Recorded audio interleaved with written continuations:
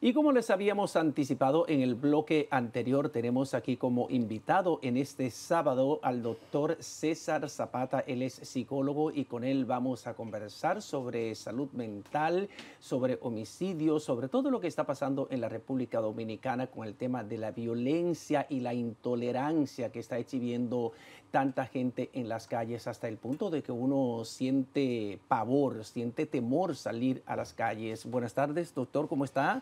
Estoy contento de estar en tu programa, gracias por la invitación. ¿Qué está pasando con la sociedad dominicana? Que de repente, por ejemplo, si nosotros echamos una mirada a los medios de comunicación social, todos los días los periódicos, los medios impresos, las emisiones de los noticieros de televisión vienen plagadas de informaciones relacionadas con la violencia, de muertes violentas, de pleitos, de reyertas, de discusiones Ujú. en tono alterado en las calles. La gente como que está perdiendo la capacidad de resolver situaciones que pueden ser simples por la vía del diálogo y de la conversación amena. ¿Es que se ha vuelto tan violenta la sociedad dominicana? ¿Y por qué?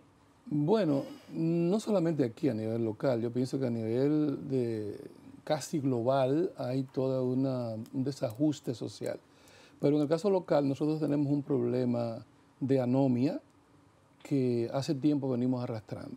La anomia significa la convivencia sin normas, ¿verdad? La diferencia entre el habitante y el ciudadano.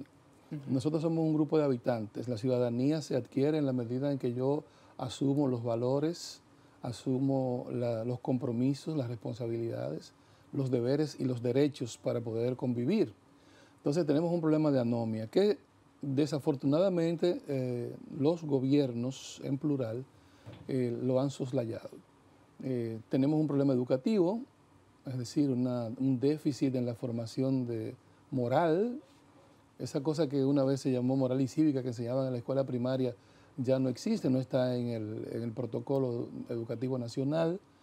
Y le agregamos un edulcorante más, que es el problema de la pandemia, la pospandemia, que habíamos vaticinado, y desafortunadamente fue así, iba a incrementar lo que se conoce como fobia social, que es una actitud a priori de rechazo del otro y de creer que el otro necesariamente se me acerca con alguna conducta aviesa, negativa, por hacerme algún daño, etcétera. Es decir, antes de que ocurra, ya yo tengo el temor de que quien se me aproxime, mi otro con el que tengo que interactuar, en la estación de gasolina, en el mercado, en la universidad, en la calle, ya yo temo que ese otro va a asumir una conducta que me puede perjudicar a mí, sin tener ni siquiera una base objetiva para ello. Entonces, todos esos factores, es decir, esta gran multifactorialidad que hemos ido mezclando, ha generado un incremento de la violencia que desafortunadamente no tiene paliativos, no hay,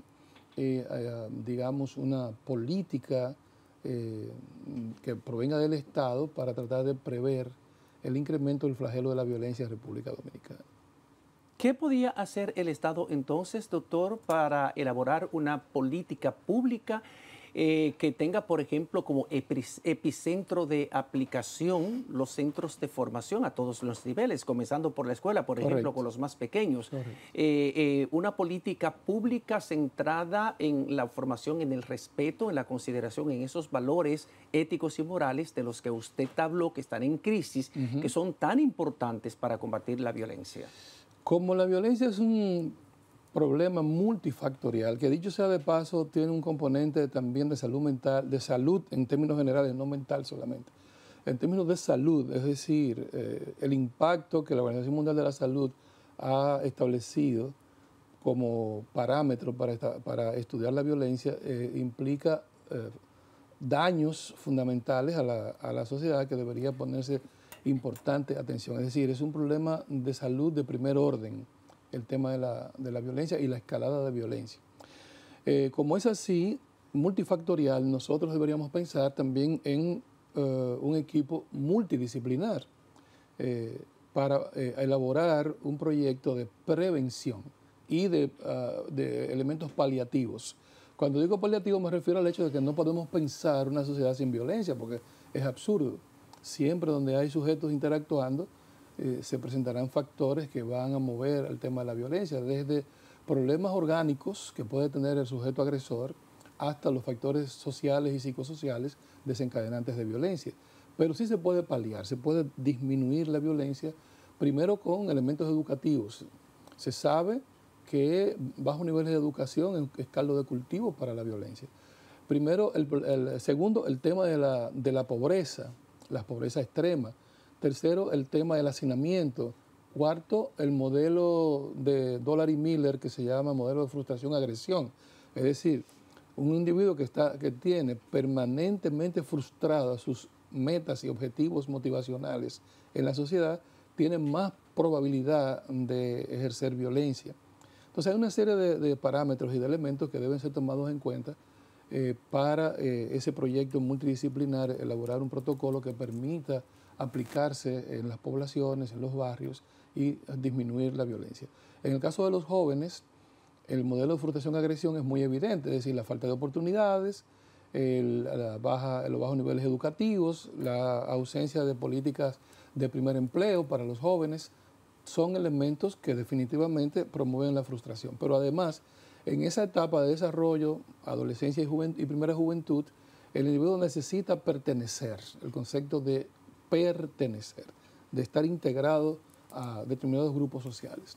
Como no puede integrarse al grupo digamos, de estudiantes universitarios, no ha tenido acceso a estudiar, no puede integrarse al grupo de deportistas que han avanzado en el barrio, pero sí puede integrarse al grupo de los que consumen droga o trafican, del microtráfico. Sí puede integrarse al grupo donde para ranquearse hay que cometer un acto de violencia. Entonces tiene más a la mano esa posibilidad, tiene más a la mano esa puerta de ingreso. Se mete ahí, doctor, discúlpeme que le interrumpa, se mete, por ejemplo, al delito, al crimen y a otras actividades reñidas con la ley por esa necesidad que tiene el ser humano de trascender de alguna manera. Claro que y sí. entonces, como él no tiene una forma, digamos, positiva, como trascender, porque Correcto. no es un gran deportista, no es un gran influencer, no es un artista, no es un joven que puede destellar, por ejemplo, en los estudios, Así es. buscan entonces el medio del crimen y la violencia. Correcto. Los subgrupos, ¿verdad? Las llamadas subculturas, se mueven en los entornos. La gente piensa siempre en la cultura, pero hay subgrupos, subculturas que tienen su lengua, tienen su práctica, tienen sus escala de valores. Usted puede ver en los barrios el tema de la llamada, de lo que ellos llaman el ranquearse.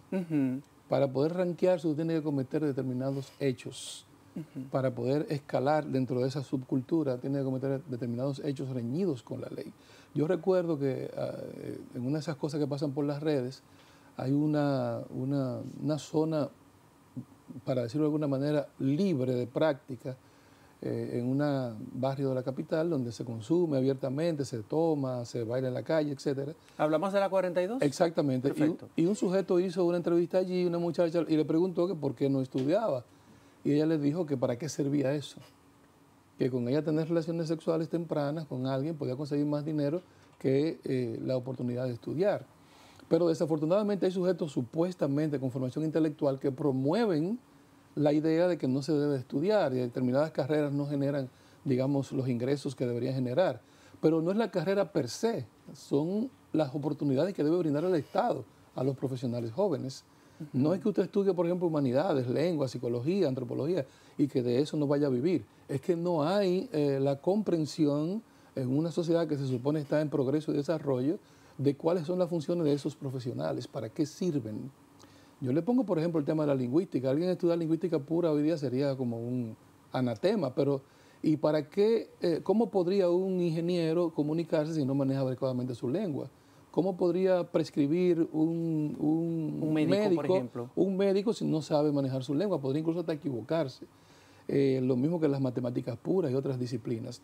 Entonces, mientras estemos pensando solamente en la inmediatez que puede significar obtener recursos o dinero por una vía fácil, el influencer, como dijo usted, o estudiar alguna carrera tecnológica, entonces el desarrollo a nivel nacional va a estar estancado, porque los profesionales tienen unas funciones insoslayables, que no se trata solamente de que en lo inmediato usted pueda ganar más o menos dinero, sino el papel y función que juegan esos profesionales en el desarrollo de un país.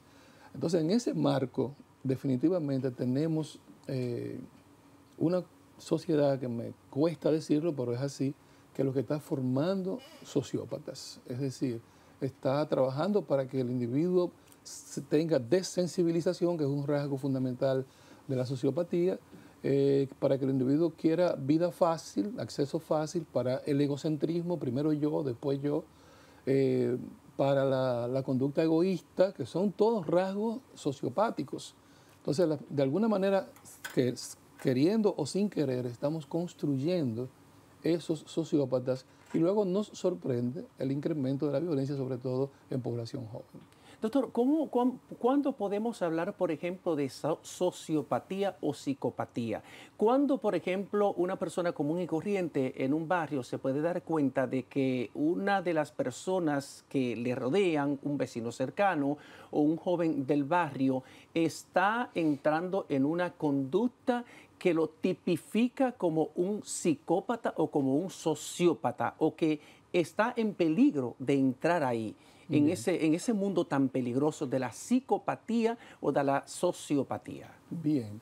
Mira, lo primero que yo quiero decir en este caso, aprovechar el programa para decirlo, es que lamentablemente el manual de diagnóstico norteamericano, el DSM, que va por una 5ª edición, ha sido, digamos, minado por grupos políticos, por proyectos políticos, por ideologías, y se ha distanciado un poco de la investigación científica. Se supone que DSM implica un manual de diagnóstico basado en estudios estadísticos y ha ido suavizando algunos diagnósticos. Por ejemplo, ya tú no encuentras en ese manual la palabra psicópata o sociópata, sino que ahora se llama trastorno antisocial de la personalidad. Yo no estoy de acuerdo, pero bueno, yo soy una voz que está en el Caribe, perdido por allá, que quizás no puede tener ningún impacto en la comunidad de profesionales que elaboran este manual, ¿verdad? Ya, como ya dije, 5ª edición. Pero yo no estoy de acuerdo con suavizar el diagnóstico, porque una conducta antisocial podría ser cualquier cosa que un muchacho en la adolescencia cometa, cualquier desliz pequeño que cometa, pero no es lo mismo la conducta psicopática. Lo primero que el psicópata pierde es eso que se llama conciencia moral. Es decir, no hay culpa. Y como no hay culpa, pasamos de delitos leves a delitos más graves sin que haya ningún cambio. Lo segundo es que el trastorno de personalidad psicopático hace que el individuo tenga una conducta de proyectar en el otro el problema. Por tanto, él nunca va a cargar con la responsabilidad de nada de lo que haga. Si cruzo el semáforo en rojo y provoca un accidente donde hay una muerte, es que ese tipo no debió meterse, aunque aquel tuviera el derecho porque estaba en verde. Claro. Entonces, todos esos elementos no pueden resumirse en un diagnóstico tan ligero como decir trastorno antisocial, porque antisocial puede ser cualquier cosa que vaya contrario a las normas establecidas, leve, repito, mientras que en el caso de la psicopatía están esas características muy distintivas. También en la psicopatía, que es un diagnóstico clásico de Kraepelin, se identificaba el ausentismo escolar, ¿okay? La dificultad para terminar en la escuela, los conflictos en la interacción con los demás, desde la escuela, la familia, al grupo social, los problemas de cometer pequeños delitos para ir luego increciendo hacia delitos más graves. La idea de que tu visión del mundo, es decir, una mirada narcisística, es la visión válida, es la única visión, es la correcta, y los demás son los que están equivocados. El grupo está equivocado. La conducta mía es la adecuada, la correcta, aunque esa conducta implique daño a los otros. Y la ausencia de culpa, que la quiero reiterar porque es un factor transversal en la conducta de los sociópatas. Hay un detalle importante, atención a las damas, ahora que hay también una cantidad alta de violencia doméstica, de identificar al sociópata integrado. Y digo sociópata, él, lo digo en masculino, porque la preeminencia de este trastorno es mayor en los hombres. Pero ¿qué le parece si explicamos ese concepto, el sociópata integrado, después que volvamos de la pausa comercial que vamos a hacer con su venia y también con la venia de los amables televidentes que nos honran hoy con su sintonía? Quédese con nosotros, regresamos en breve.